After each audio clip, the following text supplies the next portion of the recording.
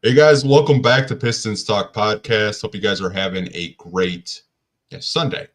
Sunday, we've done 6 podcasts this week, so I don't even know what day it is. Damn. It's crazy. We've been doing post game podcasts like after every game. But 6 podcasts of the week. But we're joined by the man, the myth, the legend, probably the most positive Detroit Piston fan I know. Pistons Thoughts. Welcome back to the show, man. Thanks for having me. Appreciate it as always. For sure. I think this is probably the best team that I've watched in quite some time. I think the last time I had you on is when this team was a 14-win team. Like I haven't talked to you in probably maybe since like April or so. Like I think it's been a minute since the last time we talked. But Sounds about right. I did want to get into just the games of the week and just like your overall thoughts. They go 3-1. I think we were all hoping for another 4-0 sweep, but like overall, what did you think of the games? I mean, they just keep finding ways to win. Like that's the thing. I mean, I know they started off, pretty weak those first week or two, but they just find ways to win. Even when like Cade's not having a great night or he'll have like a bad first half and then pick it up in the second half. Like they're just figuring it out. Even the Raptors game, like that was a game that probably shouldn't have been as close as it was, but they just clawed their way out of that. These were all games like this week looked good on paper. Like it looked like it really had a chance to be 3-1 or 4-0. Obviously they couldn't come back in the Warriors game, but like even without Jaden Ivey, like this team's just figuring it out, and especially Cade. It's like every night now, like even his bad games are still borderline all-star level, and that's the step we've been waiting on. But yeah, I mean, this week's been good. Yeah, I mean, when I looked at the schedule this week, when like you had Portland on Chauncey Billups night, I was kind of nervous. I was like, Yeah. don't choke on Chauncey Billups night, like please Fair. don't. They win that game, and I thought Shaden Sharp or Anthony Simon's down the stretch, man. I mean, I was like, he tried. I He thought it was almost gonna. did it. I thought it was gonna be one of those games where we just could not stop him whatsoever. Yeah. But that wasn't the case. That was a really fun, entertaining game. The Brooklyn game, I felt like when it got into the third quarter and they were up 25, felt like a Simone Fontecchio coming out party. Love it. Probably had his best game of the season. Yeah. Malik Beasley had a bounce back game because in the Portland game, he was like 1 for 10 out of 3. He comes back, drops He hit 20 the big points. one. Yeah. I mean, he hit probably the most important shot in that Portland game. But I mean, winning back-to-backs haven't really been something that the Pistons have had a lot of luck, but they're just digging deep and finding ways to win. I felt like the hype going into the Golden State game. I'm telling you, I don't think I've seen so much positivity on the timeline probably since when like Stan Van Gundy was here. Like when they were on a 5-game winning streak, when they waived Josh Smith, like those were kind of like the same kind of vibes. Yeah, I was getting because like everyone says like, oh, are the Pistons going to go for 6? Or they're going to go for, tie that 7 in a row? Obviously, the Golden State game, I felt like the first 2 quarters just weren't there for them. They did pick it up in the third and the fourth. And I think Ron Holland was a big reason why they even got back into that game. Yeah. And obviously the Draymond scuffle was the Draymond scuffle. I'm not gonna nitpick that too much. That's just who Ron is. I mean, like Ron was basically like fighting for loose balls with Royce O'Neal. I know. In the preseason, like honestly, like I just love Ron as a player and a prospect and just his energy. And then last night with Toronto, I was like, this game can either go one or two ways. It's going to be a blowout, or it's just going to be back and forth and no teams play defense because Toronto is just like a high potent offensive team. Defensively, they don't play any defense, which it's kind of been the case with them for like 2 years, ever since they traded away like Siakam and OG Anunoby. But right. I'll take 3-1, man. Like I was I'll take 2-2 if they split with the Raptors. I'm cool with that. But 3-1. 20-19. I feel like this is a team that at the end of the day, like playing 8 seed, 7 seed, who knows? I mean, obviously, I think I can say they're farther along than we thought they would be. I always thought they'd be fighting for play-in spot. I thought they'd be ranging between sort of the 8 and the 10 spot for a while. Maybe 11, just right on the tails of it. But like, they're a game as of right now. They're a game and a half outside of the 4th seed. And if you look at the standings, it's like they don't have a ton of competition coming up behind them. Like there's teams that are sort of bowing out, getting in the Cooper Flag sweepstakes. And and they're doing this the right way. I'm sure we'll talk about it, but like, it's just, I just love what they're doing right now. But I mean, I don't think that a top 6 seed is unrealistic at all at this point, the way they've looked. No, I know Ashton the trainer's been screaming 6 seed since Cade's got drafted. Yep. Never wrong, just a little late. Yeah, I mean, he's going to have early. I told him you might have to scratch the 6 seed shirts and have 5 seed shirts because you never really know with just the way that, like you said, like the East, like outside of like Boston and Cleveland and New York, like I love Orlando and like the way they've just gritted and grinded and like it's crazy. I feel like every other day one of their players is getting injured, but they've still kind of been competitive. I think a lot of people thought that they were just going to fall off a cliff, but that's not the case, but hey, you never know. I mean, the Pistons could go on another string of games where they go on a win streak. It'll be interesting. You got the Knicks in New York tomorrow, so that's going to be the same Cade Cunningham that we saw last time. Hope so. Yeah, same kind of performance. Yeah, I mean, the national media is finally starting to talk about Cade and the Pistons, and if he keeps it up, like it's going to avalanche. Yeah, I mean, I was listening to that. We'll get into like the Chris Mannett reporting earlier, and like Rachel Nichols saw the fake Jaden Ivey account, and she fell for it, and I was just like, "Oh man, brother." Yeah. Like, holy crap, that's hilarious. Yeah, not great. Not great. No, it's not great. I did want to shift over to the Detroit Pistons head coach JB Bickerstaff, and I think when he got hired, we've seen press conferences where coaches give you good lip service. And we're like, okay, cool. Like maybe it'll take a couple of years, but I mean, JB has come in, instilled culture. These guys want to compete and play for him. Every other press conference, they're like, I love playing for JB. So I want to ask you this question. Do you think JB Bickerstaff should at least be, I'm not saying he's going to win Coach of the Year, but should he at least be in the conversation? Yeah, it's a no-brainer. Like, I mean, look, I know it's not the same team as last year, obviously. Trajan went out and got some guys, but like it's the same core. They on paper, they did marginally probably get better going into the year, which is why everyone's expectations were like, okay, like 10-win jump would be really good. That'd be crazy. And JB just came in and just immediately got buy-in.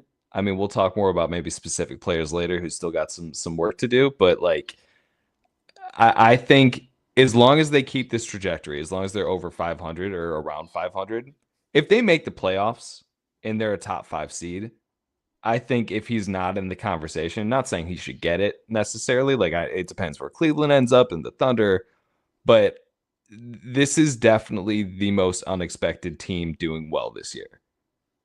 And he was the biggest change. So I think, I mean, also you look at the Magic with all their injuries, there's a lot of other coaches that are definitely in the conversation as well, but I think JB in the conversation 100%.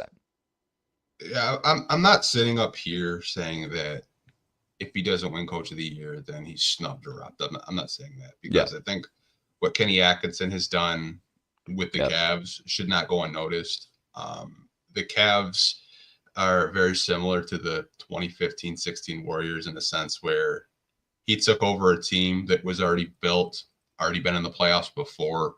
And they're just on a trajectory where it looks like they could be playing in the Eastern Conference Finals if they keep this up. And just the way that, Kenny has just instilled the way that they play offense, I think is something that has always been talked about when you talk about him for even this summer, like Pistons fans were talking about hiring Kenny Atkinson as the head coach, but you're seeing like what his system has brought to Cleveland. I think he's probably the front runner. Then you have guys like you had mentioned, Jamal Mosley with the Orlando Magic. Like it shouldn't go unnoticed that Paolo Banchero is out for several months with an oblique tear, and Franz Wagner played the best ball of his career. And they just lost Jalen Suggs. And Paolo came back, and Franz is out. So he's done a lot of shuffling with their guys down there, and they're still a top 4 seed. But I think if you look at the Pistons and where they were at, they were a 14-win team last year. Hell yeah, they were. Vegas had them as a 25-26 win team. They're 20 wins right now. I think it's safe to say that they will shatter that 26 win. Knock on wood, Yeah, knock on wood. It's safe to say that they will shatter that. Yeah, I think at the end of the day, if he's like maybe 3rd or 4th place votes for him to be coach of the year, I think it should be talked about, not just from local guys like us that watch this team and just cover this team. I think more national people have taken notice with the Detroit Pistons. I probably listened to like 3 national podcasts, and they all said, the Detroit Pistons are the surprise of the season. Like no one saw this coming. Right. It's honestly insane, but I don't know, man. It'll be interesting to see if he can get some votes. I hope he does. I know someone in the chat that's watching live on YouTube said we'd have to finish as the 4 seed for even getting the consideration. I don't really think that to be the case. I think if the Pistons make the playoffs and they win a playoff game, national media will run with that because we haven't won a playoff game since the Bush administration. Yeah, we haven't.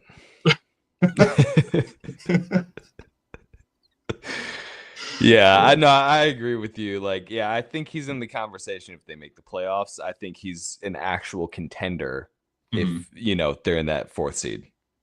Yeah, it'll be interesting to see what happens with those conversations. Because I heard George and Johnny talk about it on the broadcast. So JB should be in consideration for Coach of the Year at least.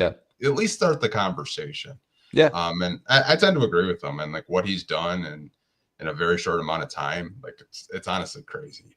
But I did want to shift focus to something that the Pistons players have done recently, and it's the championship belts. So I kind of wanted to get your take on it. Obviously, if you're a Piston fan, you know that the WWE belts were a Rasheed Wallace thing after they won the championship. He bought everyone on the 04 squad championship belts. But what's kind of your overall thoughts on just that the Pistons are I think they're calling it dog of the day or grittiest player of the game. I think they said on the FanDuel broadcast, but just kind of your overall thoughts on it. I love it. I mean, it's something JB was talking about in his intro presser where he's in March or April or whatever months he chose, you're going to turn on the TV and you're going to see Detroit Pistons basketball. And what Detroit Pistons basketball at its best has always been is gritty, grindy, just dogging, getting it done. Doing the dirty work. So I love this. The team itself is emphasizing that between the players. And no, I love it. I think that's something that his, not to call the teams of the past decade soft necessarily. Some were probably, but I think this team is really embodying the sort of, not to, take the Memphis Grizzlies tagline, but the grit and grind. And just they revived the dog pound, and I think especially with Ron coming in, I love it. I think it's the exact mentality that Pistons fans just rally behind, and I think seeing the recognition from the players that they realize that this is what they have to do. I love it. I know this summer I was talking with Eric Vincent, and his idea I thought would have fit with the culture. He said, give them buffs of the night. Just give them buffs to wear after every game. And I was like, man, that might get a little expensive if they're real NDAs. But I love the championship belt. I I know I saw Zarek talking about like the Pistons need a theme. They need something in the locker room. Yeah. And I think this is so cool because it gives everyone in the locker room a goal. Yeah. Because Isaiah Stewart had it a couple of nights ago. I saw THJ had the belt. The Pistons posted to their socials on their way to New York. So it's kind of just gonna like give competition in the locker room of like getting that belt each and every night. And I don't think like the Pistons in the past 10 years they've had something like this in the locker room where you get like a player of the game. Like, can you remember anything like this? Or no, not at all. I mean, but and also like it's worth noting like they're having fun this season, which we haven't really seen in a while consistently. Like obviously throughout the years, you know, you'll have some fun games and such, but like they're having fun this year and like with each other too. Yeah, that's something that I think both of us could probably go down a rabbit hole. Like this team, like before JB, during the rebuild, was not having fun. Like not at all. There were probably more memes of the Pistons looking like they just wanted to cry last year versus like, I think we have more social media posts, or Kate probably has more social media posts than the Pistons had wins last year. Like I've never seen Kate post this much to his Instagram in my life. Like, yeah. Yeah, and like credit to like, you know, someone like Malik Beasley who came in and just like I feel like instilled some like fun, but also like let's grind and like we're gonna get these wins. We're just gonna find ways to win. Like we're just gonna do it and instill that culture. Yeah, I mean Malik Beasley's just been a breath of fresh air, and they finally got your guy. Finally, man. Only however many years too late. It's funny. I was like, I started my YouTube channel. I think I have 3 videos up there. One of them was why the Pistons need to throw the bag at Malik Beasley when he was a restricted free agent with the Wolves. You should, you know, better late than never. you should post that and like put the date on it. Just to show people how early you were to the Malik Beasley. I was as early as possible. Again, that's one of 3 YouTube videos I've ever posted. Man, that's crazy. I knew. I can take some credit for that. That had to be like in 2020 because like he was probably still in Denver. It was the year he got traded, I think, to the Wolves, and then he was a restricted free agent there. Yeah, I'm happy he's here. I mean, he was like, telling Pistons fans last night, like, I don't care if you chant Jared Goff, we need you at this game because it's gonna be like 80% Raptors fans tonight. Like, come out to the game, like, let's go. Dude, those Raptors games, anytime I've gone, have been so fun. When the Pistons are winning, because you get to shut all the Raptors fans up. It's a beautiful feeling, and they got to again last night. They weren't as loud as I have heard them on TV. Like last night, they seemed quieter than normal. Yeah, I mean, there was still quite a lot, but I don't think they have a lot to cheer about these days. I mean, right, especially to travel. Not only to travel, but like they have 8 wins on this season, and like all the talent that they have, like they have some dudes like on their team that I feel like could like impact like playoff teams, like RJ Barrett. Like I've always like low key liked Manuel Quickly, Yoka Pirtle. Like I don't understand why he's still a Toronto Raptor. Like what are we doing there? Yep, it's just like wow. Yep. Are you guys gonna sell at the deadline, or are you just gonna keep pretending that everything's okay? I mean, who's buying though? Yeah, I don't know. I mean, I know we'll talk about the Pistons buying in a little bit, but yeah, who's buying realistically with all the apron situations and I don't know. Yeah, it's true. That new CBA has just scared the shit out of teams. And if you're a Piston fan, you're probably just like smiling because you have all the cap space. Right. And it kind of segues perfect into our next topic, and it's nice. The Pistons are considering to be buyers at the trading deadline. Now, this is like completely different from like what we heard from Trajan to start the season, saying like we want to run up cap space.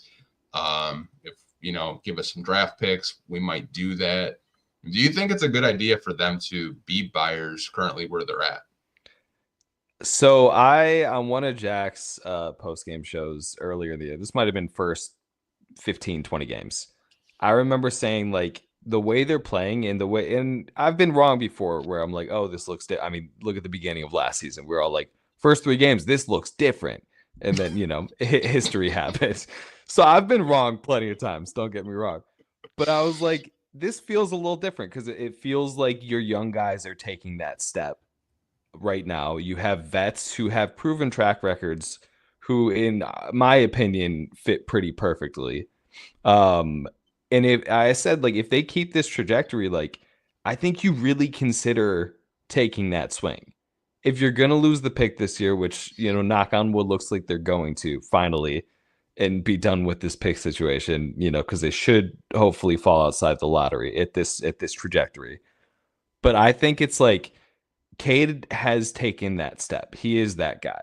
And obviously, he has more potential to reach and such, but like, this was the season you can look at him and be like, he's an all-star. I mean, whether he makes the team or not, I think he should. That's a different conversation. But like, he is undisputedly putting up all-star numbers, affecting winning, which he hasn't done in his career because he's had terrible teams.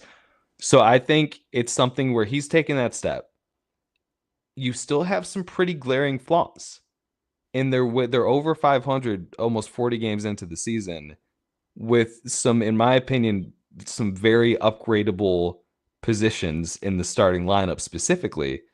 And I think if you can get a piece, I don't have names off the top of my head who I would be really excited about like spending assets to get.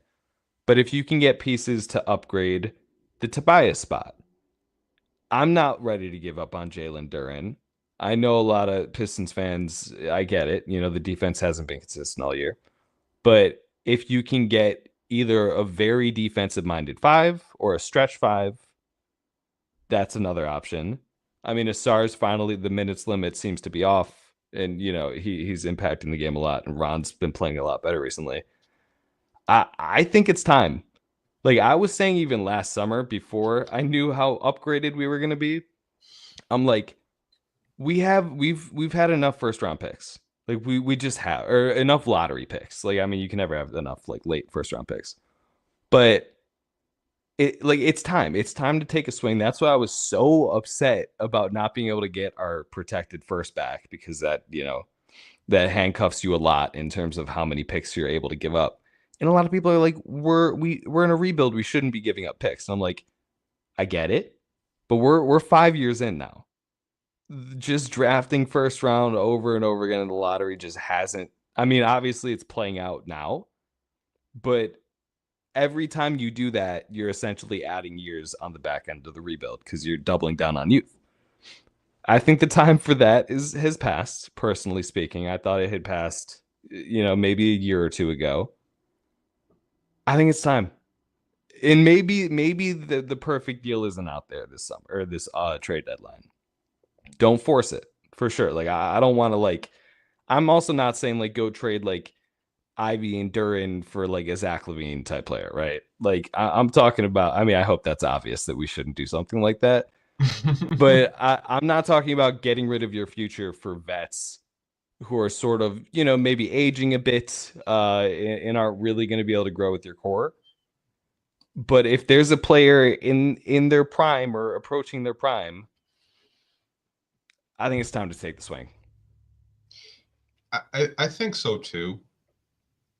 Just where they're at. Like Trajan said, like, I didn't expect them to be this good this soon.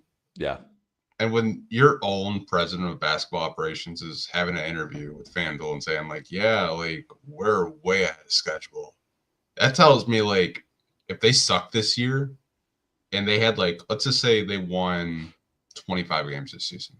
Yep. You'd be like, that's a 10-game improvement. I'll take it. Yeah. And I'll see what pieces I need to add.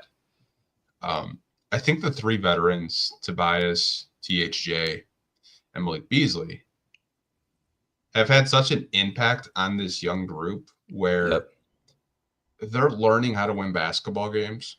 They're learning how to close basketball games. Yep. They're gaining confidence. And I saw a lot of people, as soon as Cooper Flagg went off against Notre Dame, saying, like, man, like, what are we doing? Like, we should try to, to sell off at the deadline, sell off all our veterans, and give us a chance. Do we not remember Wemby? Exactly, sir. You had 3 straight years of getting shafted, getting the 5th pick, right? Yeah. And there are some Pistons fans that are really loud out there right now. Even though they're winning, they're like I want Cooper Flagg on my basketball team. Who wouldn't? Yeah. Who wouldn't? He's a great player. I want Cooper Flagg on my basketball team. He's probably going to be the first overall pick this year. He's probably going to Utah because it just makes sense. Sure, right. Like San Antonio made sense for Wemby. Everybody kind of knew before the lottery. You're like, it's going to be the Spurs. Yeah, I mean, it's not going to be the Wizards. There's no way. There's no way that they're going to get, I hope not. Back-to-back talents like that. But yeah, and I'm kind of like going down the rabbit hole a little bit. I think if you're the Pistons and you're Trajan, I think going for a move and being buyers has more value than a late lottery pick right now. Agreed. The players in this draft, I think in the top 5, they can definitely help and change your franchise. Sure. But where the Pistons are at right now, they will probably surrender their draft pick to the Timberwolves, and it looks like they need it more than the Detroit Pistons need a draft pick. Right, honestly. They look terrible. For cheap talent, too. Yeah. My thing is, like, I don't think Trajan has to go out and, like, make a home run swing. I'm going to throw you a name. All right. And let me know what you think. DeAndre Hunter. Oh, I have been screaming for DeAndre Hunter and John Collins for the last 3 years that the rumors have been like, oh, the Hawks are just trying to give them away because they don't want to pay their contracts. And I'm like, well, if they're free or really cheap, like John Collins was, I'm in. And obviously now his value is going to be higher because we didn't take that swing that, in hindsight would have paid off. But yeah, I think Hunter is that Tobias upgrade. I don't think he's a home run swing. Yeah. But he's someone who will grow with your core. I mean, look, Tobias is what he is at this point, and obviously he's had some disappointing stretches, but like lately he's actually been better. But I mean, DeAndre Hunter, I think, slides right in, replaces Tobias, and grows with your core. Mm-hmm. And if you need to upgrade that in the future, you can. But that's an upgrade right now. I think it's a perfect fit. I've been crying for DeAndre Hunter for years. Well, the way I view it is like Tim Hardaway Jr. has played small forward for a majority of this year. Obviously, he's not a small forward, but the way JB and the Pistons view it is we want as much perimeter spacing for Cade so we can operate in the lane so it's not clogged. Yes. Which I think from a coaching perspective makes so much sense. Yeah. You could plug a DeAndre Hunter in at small forward. Sure. And still have Tobias at power forward and Duren out there. Yeah. Like having a Hunter and a Tobias as your 3-4, I think adds a lot of value. Obviously with him does come a contract that's a little bit up there. The injury history is the injury history. But I think those are the type of moves that I'm looking for with Trajan and the Pistons. I don't need them to go out and go star hunting. I just don't. I mean, you look at all the great Detroit Pistons teams, like have they ever really gone out star hunting? Like outside of maybe Rasheed Wallace? No. It's always like those B- players that, maybe like an all-star some year, but they play team basketball. And I think that's what you're looking for if you're Trajan. You're looking for another piece to help this team. I know some people have been screaming for a secondary ball handler, backup point guard. Yeah, which I get because when Cade goes to the bench, it looks really bad. Yeah. But those are the type of players that I'm looking at, like a DeAndre Hunter. I know someone had mentioned Cam Johnson, which I think Cam's a little bit too pricey for the Pistons because Brooklyn wants like 2 firsts for Cam. Don't know if they'll get 2 firsts, but I don't think Cam Johnson is like really on their radar. But I think like other players like that, maybe like a B- to a C+, entry level starter could really just help propel this team of getting more wins. I mean, like we saw what Anthony Tolliver did with the Pistons. Tolliver, baby. Yeah, that's fun. You don't really have to like go out and break the bank to get someone to help your team win basketball games at the end of the day. Yeah, I mean, no, I totally agree. My only disagreement is I would like Asar starting sort of from Mhm. here on out, just to make sure that I mean, Asar is a game changer, especially as the shot keeps getting better. Same with Ron Holland. But yeah, so I would prefer to start Asar at the 3. But no, I get it. I mean, a Tobias DeAndre Hunter 3-4 combo would be very interesting offensively and theoretically take some pressure off Cade. Um, yeah, I think I mean Cam Johnson obviously would be a seamless fit.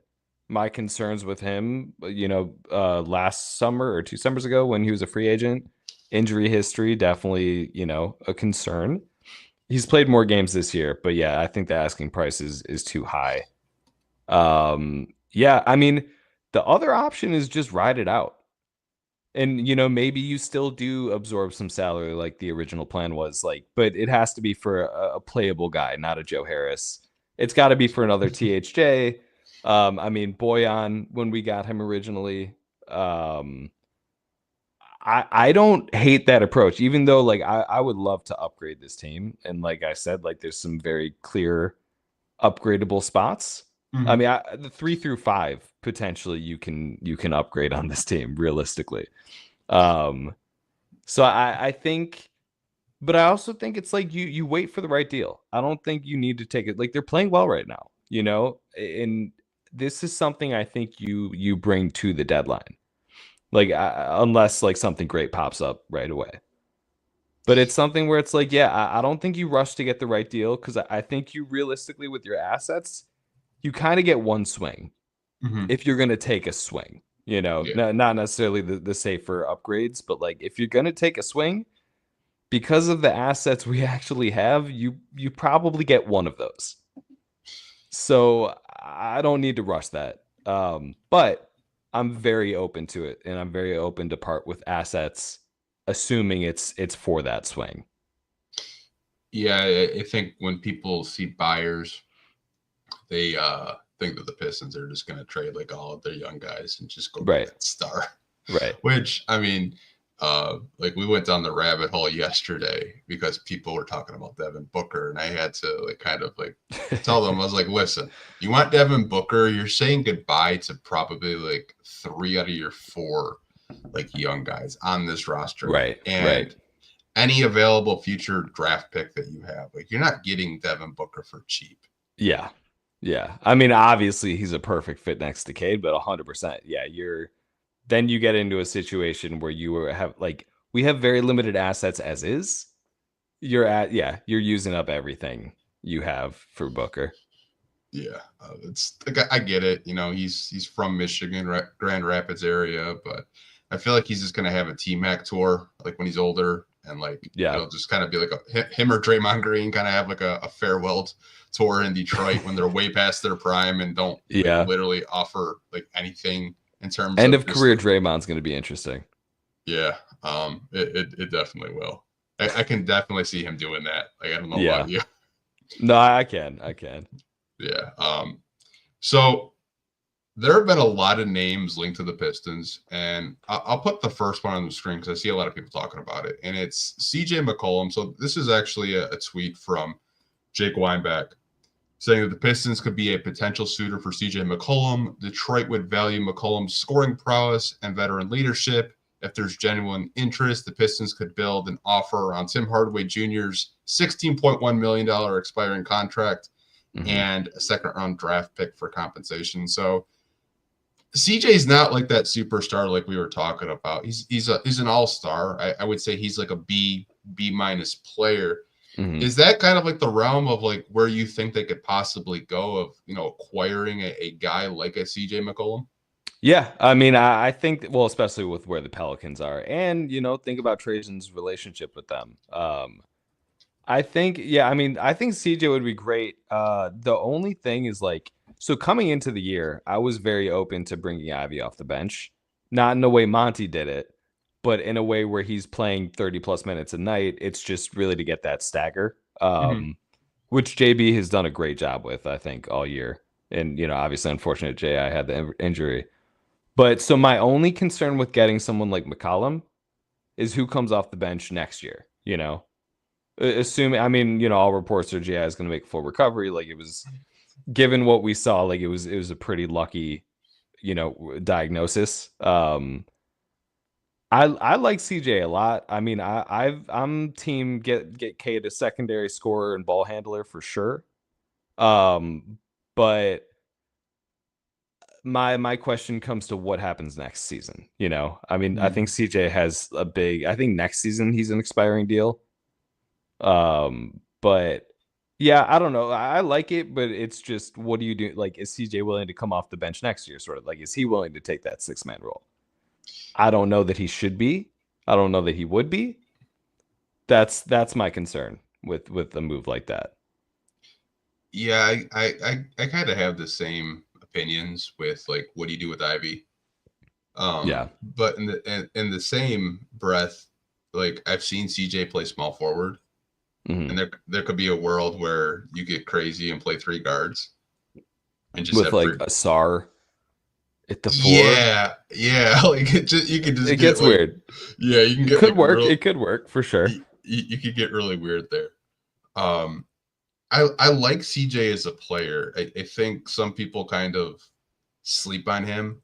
I mean, if you kind of look, he's had some pretty good games with the Pelicans, and obviously the Pelicans this year, injuries, players showing up late to a flight, which is, I guess that's been a thing for a while now. Yeah. I think if you can buy low, like Jake outlined, THJ's expiring in a second. I mean, like, right. I think for that's dirt cheap. That's like buying low on CJ, because like if he comes here and he's a 20-point per game scorer, like he's been like throughout his career, like even like when he was in Portland, that takes pressure off Cade. Yeah. You wouldn't feel as nervous watching games when Cade does go to the bench, because maybe you leave CJ out there for a couple of more minutes, and I'm sure maybe have Marcus Sasser play off ball a little bit more than being on ball and trying to set up the offense. I think there's a lot of positives and negatives with CJ. I think the only negative that we outlined was what happens to Ivy. Right. Do you bring him off the bench? Does Ivy want to come off the bench? What does Trajan and this front office think of him? Is he going to get a contract extension? There's so many questions with Jaden Ivey. Not to say that I wouldn't love CJ. I think he would be such an upgrade for this team to have another 20-point per game scorer. And he's been there, done that, played with Damian Lillard. He's playing with DeJounte Murray right now. So he's played with some very talented players.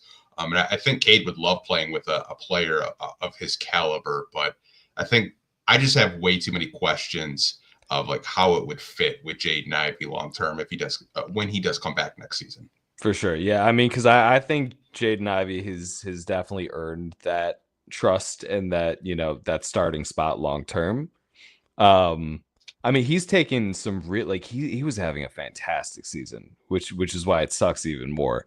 So yeah, I agree. Like, I don't think they should make a move if the long-term plan is like, okay, he replaces Jaden Ivey right now, and maybe next year, is still the starter, Ivey off the bench, or vice versa. I think that's something you should probably think about before making a move like that.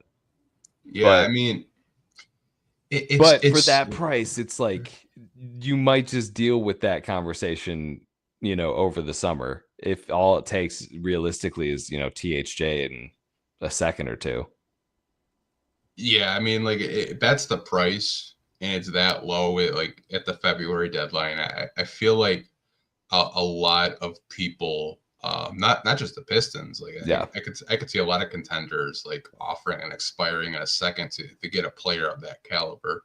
For sure, it's just cap space, That's why we got to use that, because that is borderline our biggest asset right at this second. Yeah, I mean, you're the only team right now in the NBA that has any cap space and an open roster spot. Right.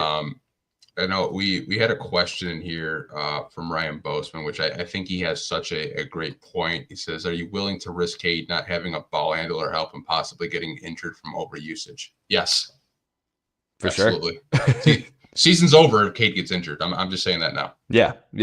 No, 100%. I mean, Jaden Ivey did a pretty good job of that, especially when JB staggered them. And it gave Cade some more time off ball.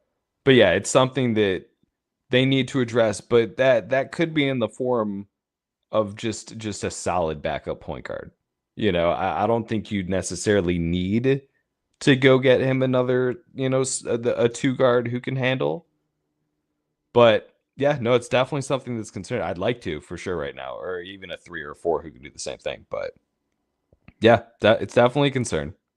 Yeah, I mean, I honestly think when you look at it, like Cade's usage is just like it's crazy. Like last night's game, right? Like we were up 13 in the first quarter, and Cade goes to the bench, and like the second unit could not score to save their lives, and then we're tied. Yep. Like at 32-32 in the first, and you're like, wow, yeah, we need help. Yeah, for sure.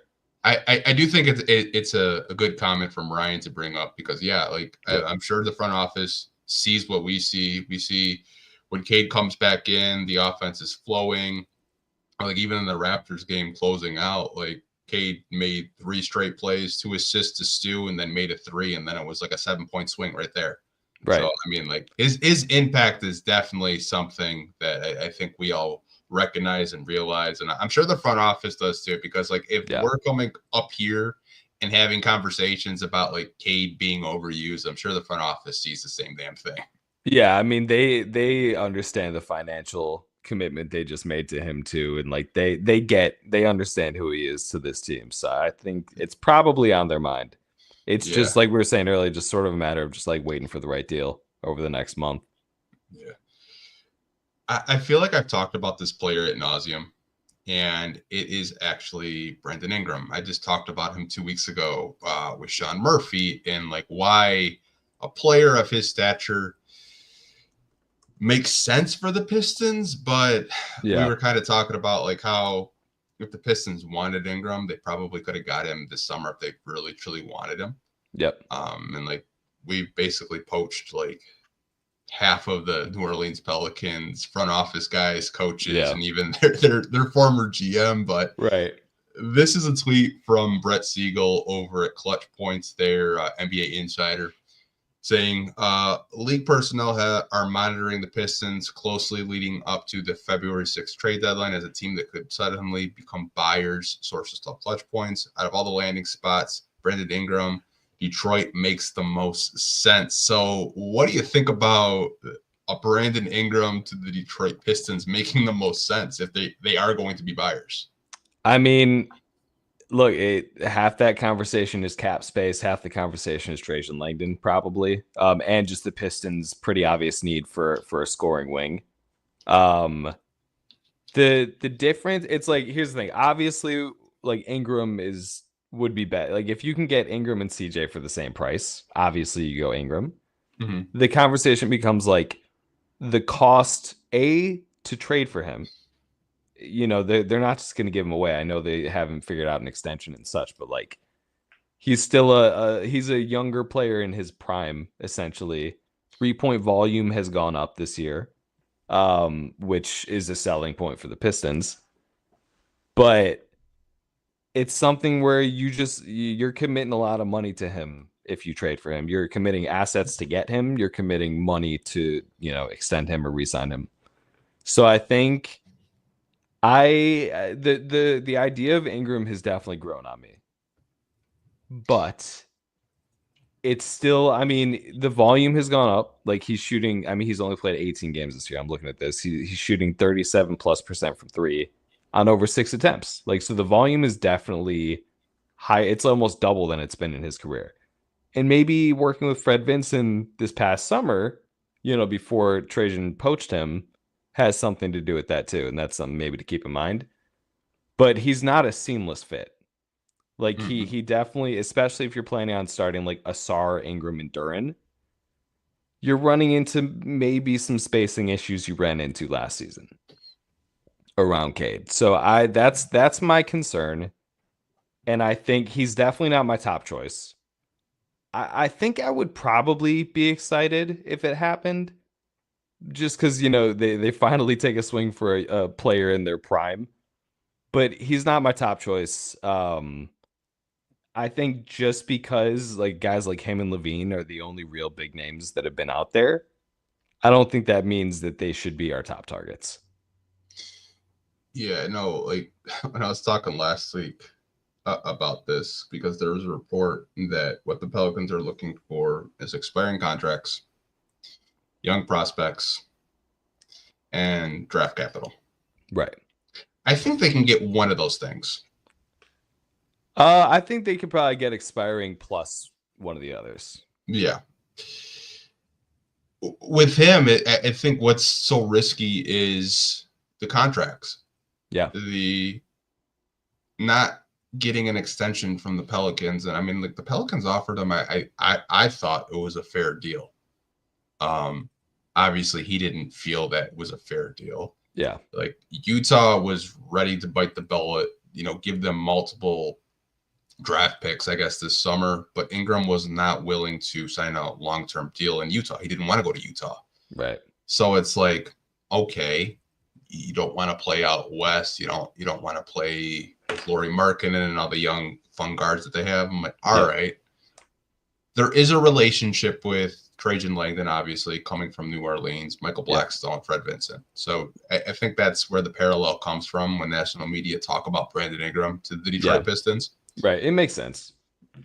And it does help that the Pistons do have available cap space. Yeah. In an open roster spot. But here's my thing. Like, if you're the Pistons and like you're just soul set, like we really want Brandon Ingram, I would not try to give up too much. Like if you can really buy low on him and maybe just throw a couple seconds and an expiring, I guess like pull the trigger if you feel like that's a move that can like really propel this team. But you made a great point, like Asar and Duren and BI, like it's a weird fit. Yeah, it could stunt the growth of Ron Holland, who it seems like every game he's getting better and better at finishing around the rim. His 3-point shot looks, much improved over the past couple of months. Yeah. But I don't really think that BI is like really in the Pistons like long-term plans personally. I think if you kind of look at it, they still want to have flexibility.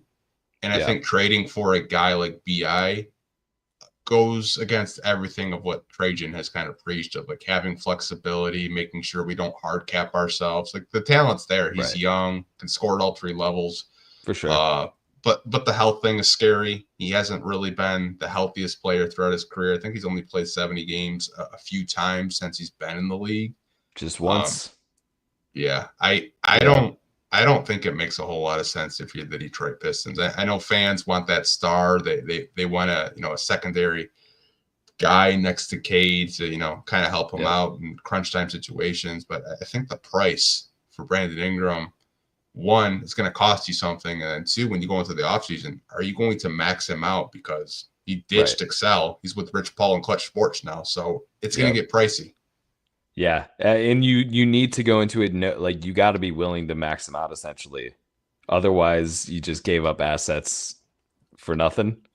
Yeah, no, I agree with you. It's a weird fit. Like I said, definitely not choice number one. I don't think it's like a horrendous fit. Like I said, like 3-point volume has been up.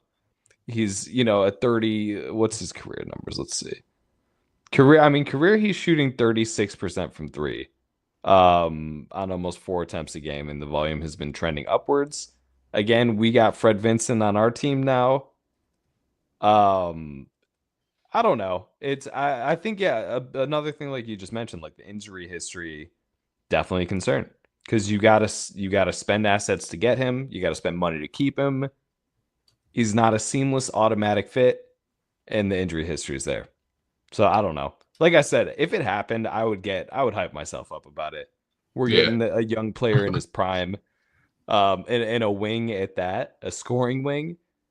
So, look, I don't think it would be the worst thing in the world, but it's definitely not a no-brainer, and I don't think I would pursue it personally.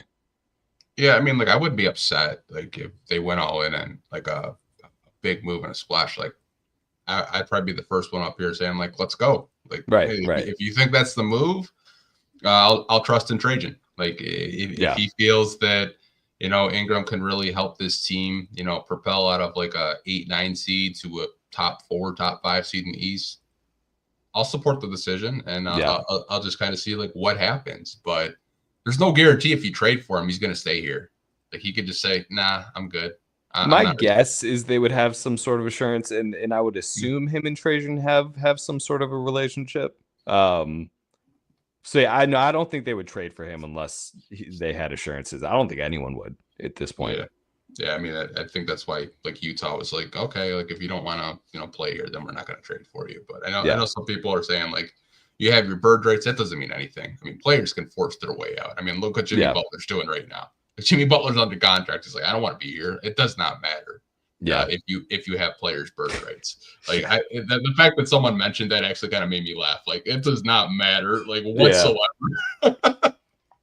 Because players, like the way the NBA is now, like it's a players. Like if a player doesn't want to play for your team anymore, we've seen it time and time again. Like Anthony Davis decided, I don't want to play for New Orleans anymore.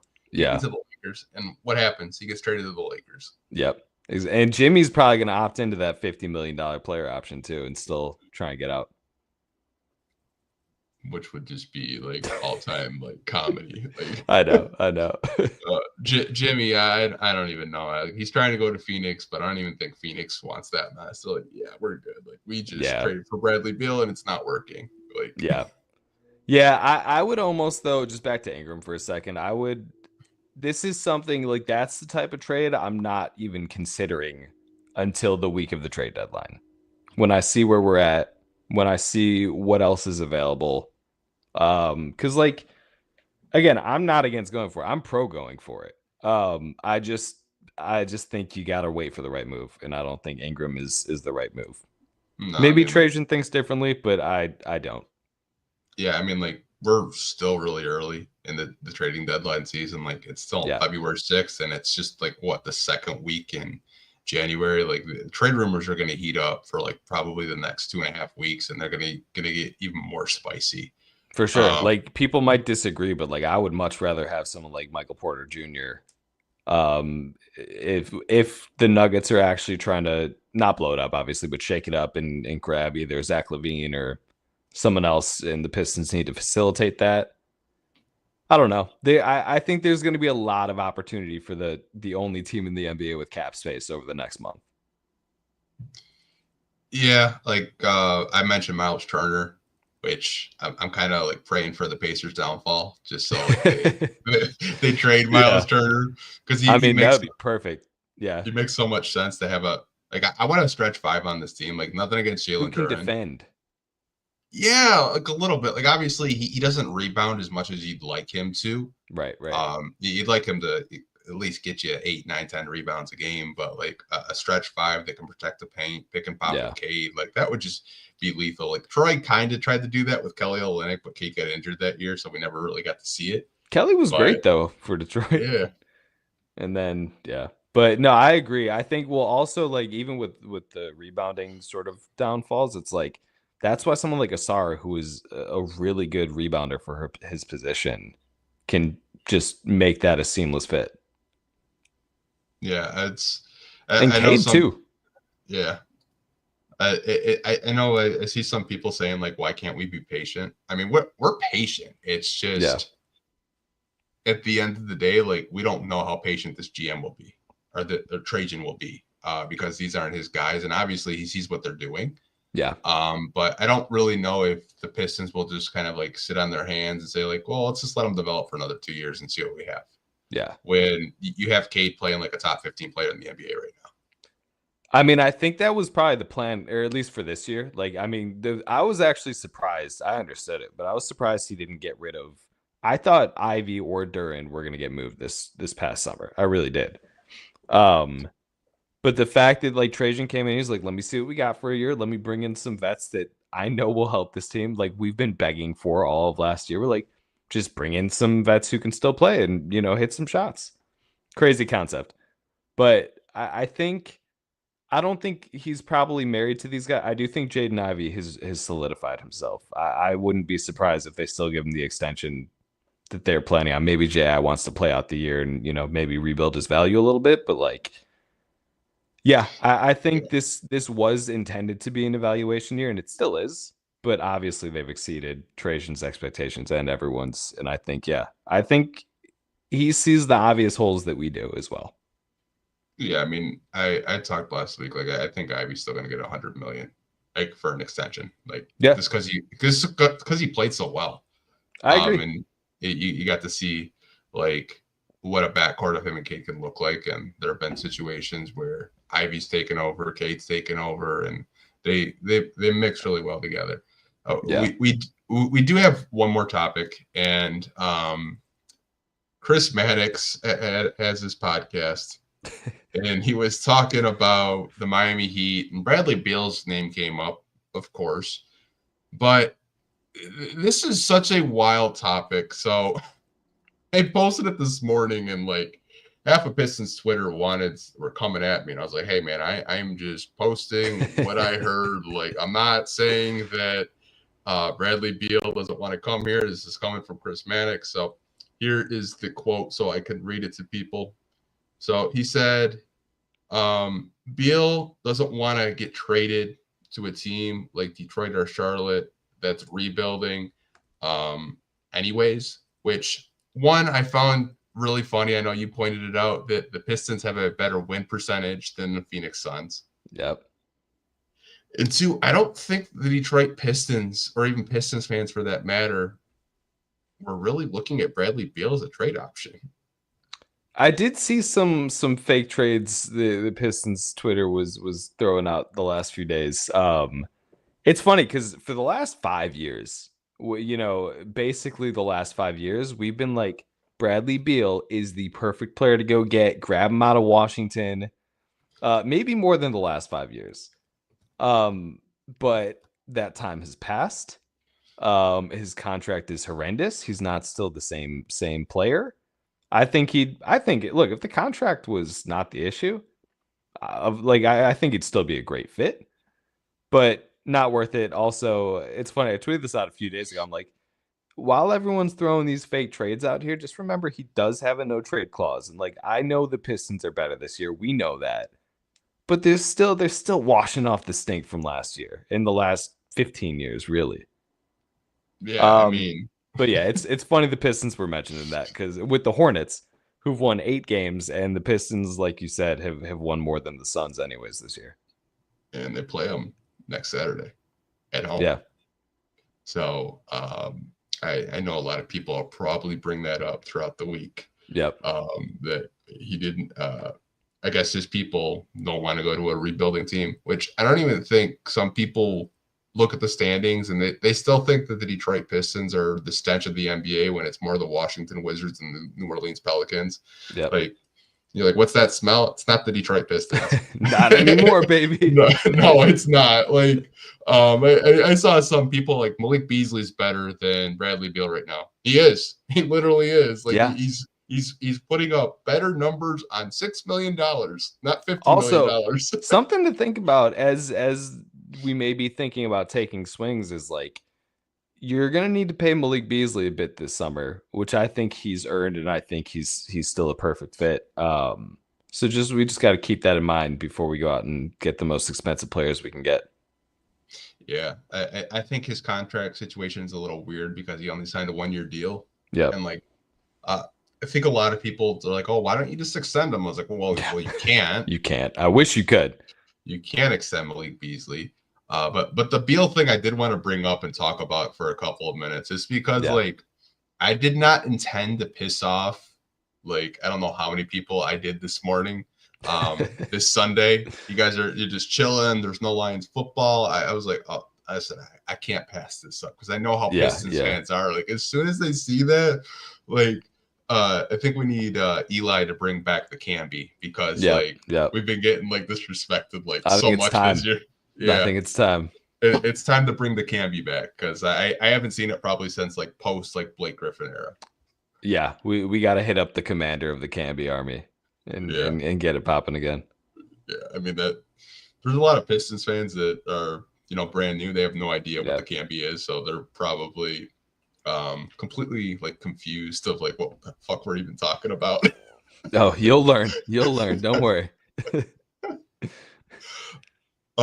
There's a question from someone, and they wanted to know, like, do you think that we could end the season as a 6th seed? Look, I mean, it's the trajectory they're on is crazy, I think, to all of us. And like I said earlier, like, there's really almost no one chasing us behind us, because teams are bowing out. Teams are going to sell at the deadline. I think it is very conceivably possible that the 6th seed is a thing by the end of the year. I don't want to get ahead of myself. I've done that way too much in my time as a Pistons fan. I don't know that 6th is even the ceiling this season, which is if you asked me that going into the year, if I thought there was any chance at like a 4 seed, I'd be like, look, I like being optimistic. I'm not trying to say something stupid right now. No. But here we are basically halfway through the season. I'm like, we're a game and a half out of the 4th seed. Yeah. That's insane. They're on pace for 42 wins. Yeah. And they've been playing a lot better lately, too. Obviously, I mean, they've won 9 of the last 11. Yeah, I mean, it does help that they had a pretty soft schedule this week. I mean, they played a lot of teams that on paper they should beat, but I mean, you look at the schedule coming up. You have New York, which I think is going to be a really, really tough game because Cat's healthy, and the last time Cat was healthy, that man torched the hell out of us. We did not know what to do. Stretch bigs do. But what I will say, though, is I think what the Pistons have done recently is they've put Jalen Duren in blitzing situations where he's more on the perimeter. And it's something you saw Andre Drummond do a lot when he was here is, deflecting passes, playing the passing lanes. Like, if that's what you have to do to get Duren more motivated and more locked in and more engaged, I'm for it. I think it's actually worked. And they started doing that in the West Coast trip, and you've kind of seen more of a buy-in from him on both ends of the floor as of late. The first part of the season, there would be a couple of games that I could point out, like the Pacers game. I thought he was pretty good. Yep. But outside of that, there's a lot of inconsistent games. But overall, I think the way JB and the coaching staff have been using him, I think is really smart because there's a play last night that I recorded. I've never seen him run that hard throughout the season. That the type of effort, I was just like if you're going to be given 110% effort like that, you can really propel this team a lot farther. Because I was telling people, I think Jalen Duren, a lot of people say, well, Cade's the most important piece. If Jalen Duren locks in and he's a two-way center, this is, a borderline play-in team to maybe a possible 6th seed if you're getting buy-in from Jalen Duren every night. He's for sure the X factor. It's what I was saying. I remember this summer, people were asking all right, who needs to take the biggest jump for the Pistons to take the biggest jump? And I'm like, honestly, Jalen Duren. Cade had a good year last year. Obviously his jump, he's a superstar now. But Jalen Duren, if he can anchor your defense, or at the very least not be a liability defensively, which I think is the area we're at right now. You see what happens. And it's something that when I was on Jack's quarter report card episode, the reason I haven't been willing to give up on Jalen Duren, and I do think it's silly to give up on him, but I very much recognize his downfalls, is that he probably realistically in his NBA career hasn't had a coach hold him accountable. Mm-hmm. He's just been given free reign. Defensively hasn't been good. And it's just okay, he's still grabbing a bunch of rebounds. He's the lob threat we need with Cade. But I think JB came in and just you see it with the way that he subs in Stu when Duren just doesn't have it. And that's something we just didn't have throughout, in his couple seasons so far and we're starting to see that buy-in, like you mentioned, a little more consistently. We'll see as we get a bigger sample size, but I think JB coming from Jared Allen and Evan Mobley is the perfect coach for Jalen Duren right now. And with the team winning, and Jalen Duren seeing the results of the buy-in and that defensive focus maybe and effort, I think the more we see that, this team could really start doing things, and especially with the SAR playing more as well to sort of mask and enhance Jalen Duren's defense. Yeah, I mean, when Sar wasn't out there, like there was no weak side help. Yeah, and right. When Sar's out there, he does, help Duren on the weak side, and I think overall he's done a better job, I will say, over the past 2 weeks of communicating, being that lob threat, challenging defensively. It might not end up in a block every time, but he's definitely playing better. Cade's rebound numbers are down because Jalen Duren's crashing the glass a lot more. Right. Obviously, I don't like to see our team give up 10 to 15 offensive rebounds every night, which I think that's something that they really need to clean up if they want to win, because the game last night, I was just like, man, like they're going to lose this game because of the offensive rebounding. Right. Which should never happen with this team.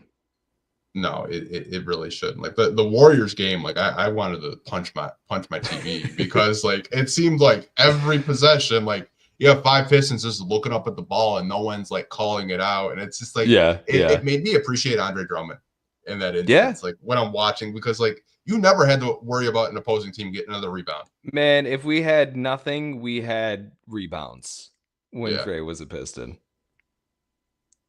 Yeah. So I feel you. Yeah, it's crazy, but I mean, like, I think this is possibly a playoff team if they keep the trajectory. For sure. When else gets hurt? Like, no one else gets hurt for the majority of the year. No one gets hurt. Cade makes his first All-Star game. All that good stuff. Vote for Cade if you guys aren't already. Yep. He went from 6th to 7th, which I don't even know how that was possible. I know. Since went 5-0 during that stretch, and he fell in voting somehow. I don't understand that. LaMelo Ball is still leading like all of votes. Yeah. It's probably because it's weaker, if I'm being honest. Dude, I love it. That is the funniest thing to me. That just like everybody, it's just the vibe.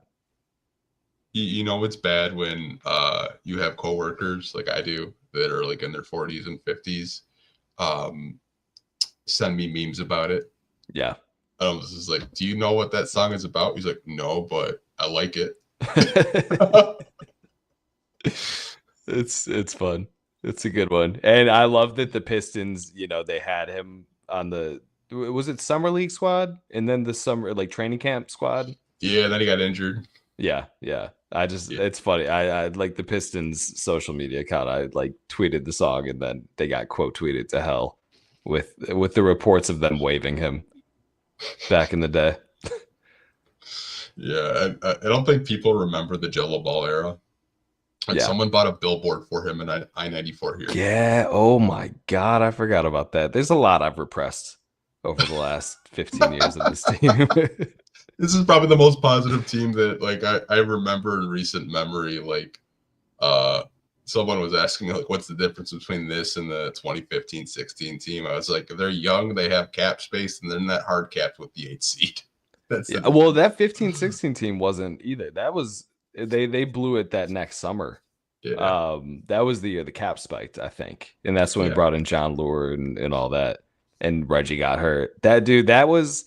I know a lot of younger fans definitely gravitate towards the Blake year because that maybe is the only good Pistons season they've really seen. Mm-hmm. But yeah, that 15-16. This reminds me a lot of the 15-16 team. Where it's like it is a relatively young it's younger than the 15-16 team, but that team was relatively young and sort of I like that team. That's my favorite team in recent memory. But this team is really giving them a run for their money. Yeah, that team won 44 games. Yeah, I think. Yeah, and got the 8th seed still, which is annoying. Like if they like surpassed the 44 win mark, like. I don't even know how people would like act. They're on pace for within, you said 42? Yeah. That is a small window of error for the projection to pass that, I'm just saying, if you go from like a 30-game win improvement, I don't care. Like, some of our players are going to get drug tested. I'm just telling you right now. Same with JB and Trajan.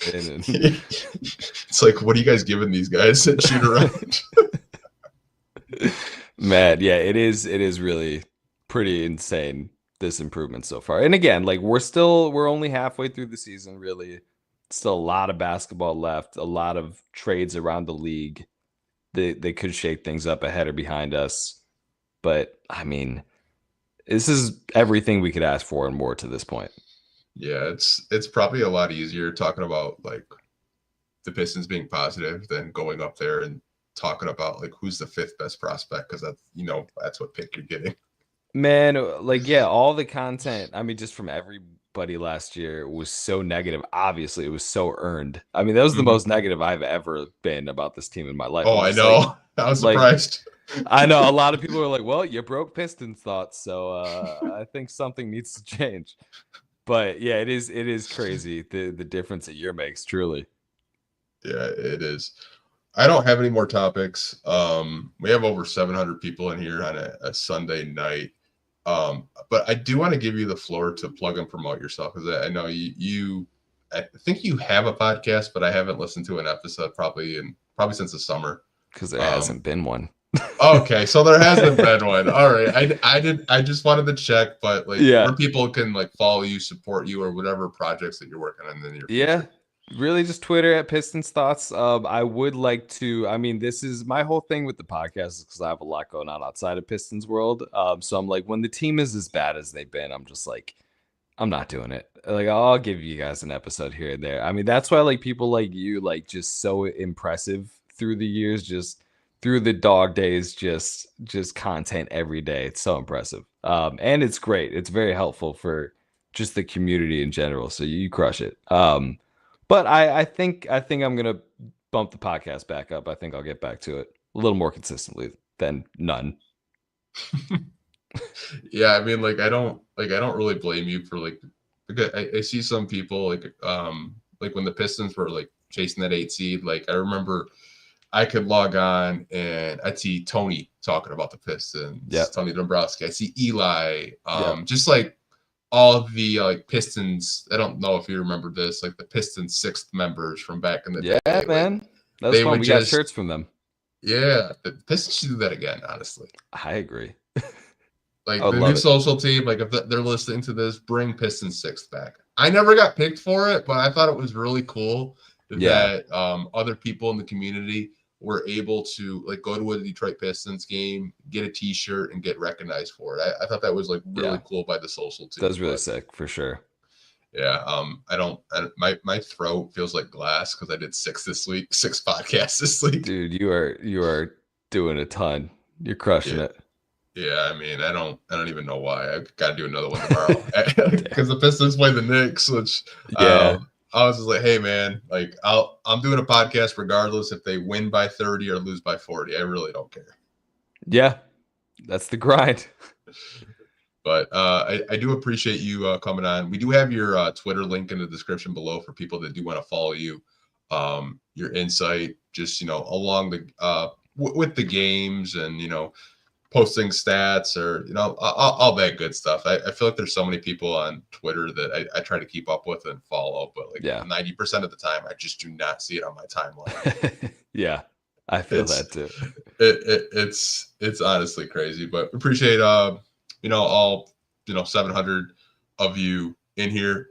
On your way out, if you guys could hit that like button, it does really help the YouTube channel out, helps the algorithm push out more Detroit Pistons content to you guys. And if you guys are listening on the audio side later on, make sure to give us a 5-star review. It does help out the podcast a lot. But we will see you guys tomorrow. Take care.